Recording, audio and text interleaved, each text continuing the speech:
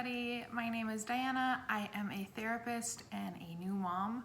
So I am shooting this video really because I experienced a lot more anxiety postpartum than I ever could have anticipated.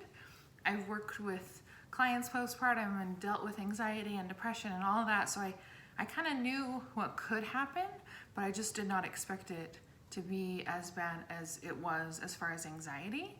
And I'm someone who's never experienced anxiety before. And so the more I talk to people, the more I realize that a pretty high level of anxiety is considered normal for new moms, which to me is crazy because I'm like, why haven't I heard about this? What am I supposed to do about this? Like, this is pretty intense. And I want to offer my clients and myself other resources than going on medications. So I've kind of been using a few questions to help me work through this. And I just created a little worksheet to share with you guys in case it's also helpful for you. So I do a lot of these little worksheets just to help me, because when I'm experiencing something, it's helpful for me to like look at this and write down and just talk through it quickly, talk out loud, talk to somebody, or write it down, or even just look at it and be reminded of it. So I am going to walk you through that today. And if you want me to send you a copy of the worksheet, I can do that as well. Just leave a comment below or send me an email, truetoyoucounseling@gmail.com.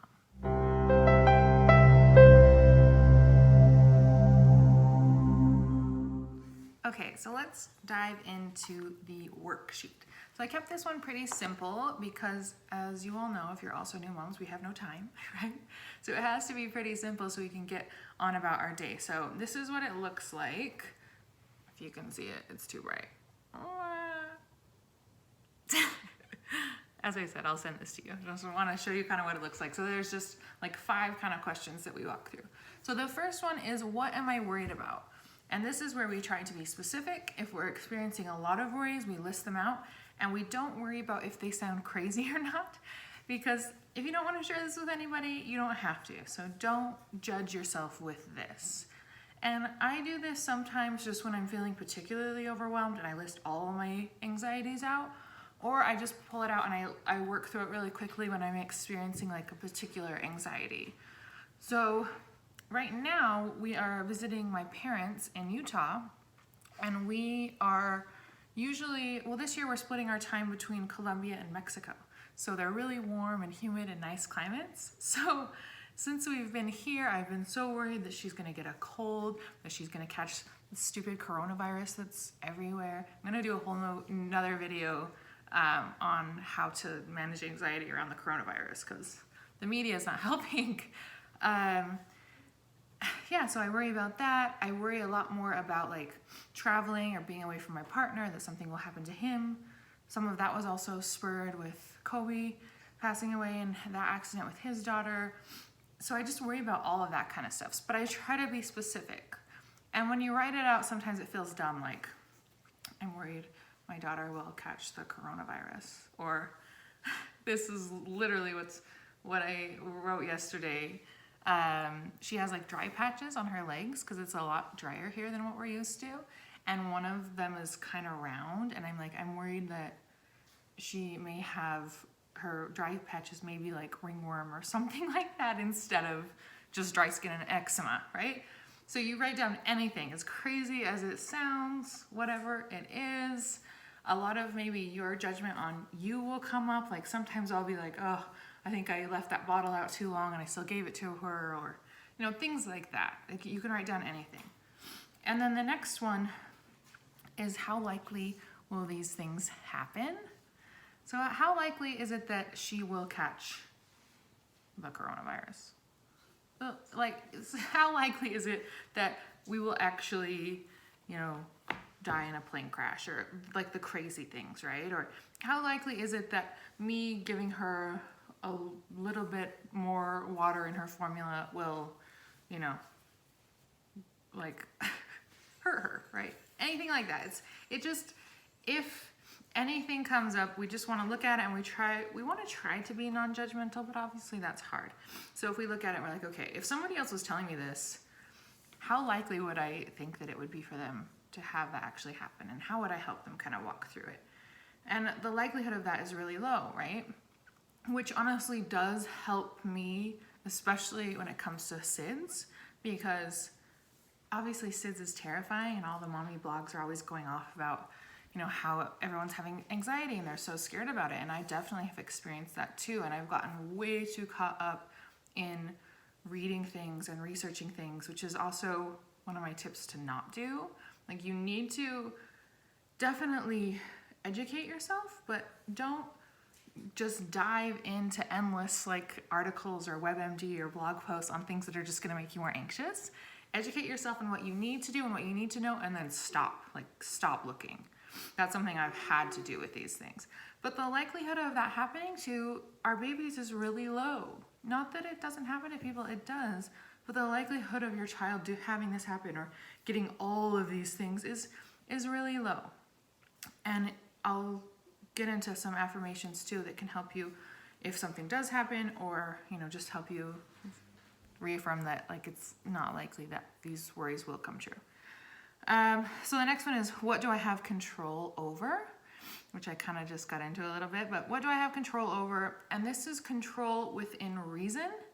Control, I could try to stay up all night every night, but that's not reasonable. So I have to put that in here for new moms, because we will stay up all night. We will be crazy vigilant all the time. We will, some people don't even want to leave their house because they're so nervous about stuff. And I feel like moms have more of a capacity to do those things than anyone else, right? Because you're so driven by trying to take care of this child that you can stay up for multiple nights in a row, and that's really not reasonable, or something that probably a normal person could do in the same capacity, right? My baby's just playing over there, so if you hear little sounds, she's right there. So yeah, we want to try to consciously release. Okay, this is the next one. The next one is, we want to consciously release and let go of what we don't have control over. So when I'm doing this, what do I have control over? Well, I have control over keeping her clean and keeping, her hands clean, or telling people not to touch her or kiss her, or even though that still does happen sometimes. I have control over some of those things. But when I move into the next one, I need to work to let go of what I don't have control over. I don't actually have control over if she gets sick or not, or if something happens, or if, a catastrophe happens. I don't have control over that. So I'm going to try to let go of that. And there's a lot of different ways that you can do this. I'll kind of share some ideas and share kind of what I do. So meditation really helps me to kind of go back into this, okay, nothing is permanent, everything changes. That's kind of the type of meditation that I do, but that may not be, what you believe or what works for you. But I go into that, and that kind of helps me find a peaceful place where I recognize that I don't have control, and I'm okay with that. It's a lot harder to do now. But the other things that I do, and I've used a lot with her, is affirmations. If I'm feeling particularly anxious, or my partner will sometimes work in cafes because we're both digital nomads. And so if he's coming home and it's a little bit late, or I'm just getting anxious, I'll start to really feel this anxiety come up, which has never happened before. But I'll literally say out loud, we are all safe, everything is fine, things like that. Some ideas for affirmations that you can use are things like, I'm doing everything I can to keep my baby safe. My baby is safe and happy. We will survive any challenges that come our way. My worry is natural, but it doesn't mean anything is actually wrong. And those for me are really powerful, because we're not in a perfect world. Things do happen. So we also want to include things that are what, we will get through anything, and we can get through anything, and I can do this, and we are safe, and we are happy, and we are okay. So try some of those out and say them out loud, even if it sounds dumb. You can also read them, if you're somewhere that you don't want to say out loud, but I find it really powerful to say out loud. And that kind of leads us to the last one, which are, what are some ways that I can cope? And I'm going to share with you guys, sorry, I have allergies and it gets really dry here, which again makes me anxious, because I'm oh, what if she's dry? What if she can't breathe? And then I need to start this worksheet again and talk about that. But what are some ways that you can cope? And I'm going to share with you guys some ways that I cope that fall into different categories. So I am a therapist, so I'm a clinical therapist, and I work a lot with like cognitive behavioral therapy and that kind of stuff. But I also have found it really helpful to pull from lots of different modalities and ways of thinking. So I also will share with you like, you know, different oils that help, or burning sage, or all that kind of stuff, because I find it really helpful to mix in all of these things, like mix in modern day, you know, I can't think very well, mom brain. Mix in kind of the science with maybe more of the Eastern medicine and that kind of stuff. So when we got here to my parents' house, we made it through the flight. She did so well. Everything's okay. We're okay. And I still, going to bed, felt some anxiety. So I burned some sage. I sent some sage to my parents' house ahead of time.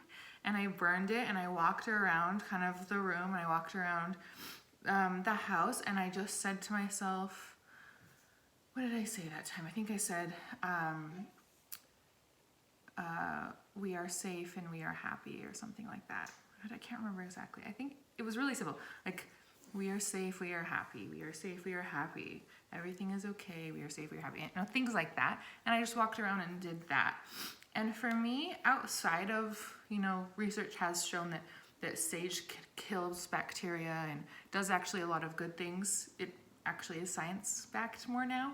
But for me, using sage or using a crystal or using oils or whatever, outside of what it may be doing, it's like an external reminder of what I'm doing. So it almost takes like my affirmation or my intention one step further, because it's like an external reminder. So I'm picking this crystal because it represents healing or whatever, you know, I'm picking that up. Maybe love. I use like the quartz crystal to kind of channel love and peace. And so I'm picking that up, and it's an outward intention of that. So I'm feeling it. It makes it more physical and more real, which really helps with affirmations. That's why some people yell them or jump, right? So it makes it more real. And then if I set that out and I'm looking at it, it's a reminder for me that that's my intention that day. So you can obviously get really far into all of that stuff, but you can also just use that or things like that as reminders. Like, this little thing is reminding me of my intention to breathe today. You know, this, like, there's a little figure of a bird over there. Like, that could be a reminder of you to smile and to breathe. Like, it could be anything, but it can help to have those little reminders and have those little things. So that's just a few reminders kind of outside the box of maybe what you would normally hear from a therapist. More things that you would hear from a therapist are things like deep breathing, right? Take a deep breath. As you're watching this, take a deep breath. Stop and breathe in. Notice that you have probably been holding your breath more, or breathing really shallow, which I have been doing as I've been talking through this video. But take a minute to take some deep breaths, to just let your body relax, consciously relax your body. You know, let your breath go into your body, fill up your lungs, that kind of thing. That can really kind of help relieve the body, because we hold a lot of the stress and anxiety and past traumas in our body. So take a deep breath, go for a little walk. It's cold here, but I still have been taking her out for a quick walk, because it just helps me to get some fresh air, and she likes to look around, and the sunshine really helps. So go for a little walk, even if it's small. I'm just gonna make sure she's okay. She's okay. Make some tea. I have some right here. Make some tea. Like, feel it. It can be really comforting just for it to be warm. It doesn't have to be tea. It could be hot chocolate. It could be coffee, whatever. You know, I'm living on coffee now. But sort of the aromas, the colors. Like, sometimes I choose tea because it's pretty and it's colorful, and it helps all my senses, right? So it smells good, it looks nice, it feels nice, it warms my insides and outsides. So that can kind of be a little bit of a ritual, really, and maybe one of the only rituals you have time for right now. And a lot of times, by the time I get to it or remember it, it's cold, because I feel like that's just how mom life is, right? By the time I get back to our coffee or our tea, it's cold. Talk to someone, talk to a friend, talk it out, talk to a therapist. get it out. Even record yourself talking on your phone. Sometimes that helps weirdly. Curl up in a really fuzzy blanket. Kind of notice what senses work for you or comfort you or what you need. So I like a lot of different things obviously, but sometimes like really tactile things help me. So like a fuzzy blanket or a fuzzy sweater or something will really help. Cry, go in the bathroom and cry, let out your emotion. Just don't judge yourself for that. Try not to judge yourself for that. Just let your emotions come out, burn a candle, do whatever you can or whatever helps. The list goes on and on and on and on and on. But choose one of these things to try and to help you cope. She's like, I'm done. I've been good for this long. So that is my worksheet. You can use it whenever anxiety is coming up for you. It doesn't have to be new mom anxiety. I have different worksheets just for anxiety, but this I kind of made with that in mind. And some of the examples I wrote are kind of more specific to that, but you can use it anytime as a good little reminder. Again, if you want the worksheet, just message me and I will be happy to send that to you. If you want to look into working with me, you can also check out my website or contact me, truetoyoucounseling.com. I have clients that I see online right now, so via video, or have messaging packages or homework packages or anything like that. So reach out to me if you need any of that. That is my cue to end this and go hang out with baby. But I hope that helps you guys. Let me know if you have any questions or you want me to keep going in these topics, because I have so many things I could do, for this category, for new moms and for all of this, but I don't know, if you guys find this helpful or not. So let me know. All right, guys, we'll see you later. Have a great day. Bye.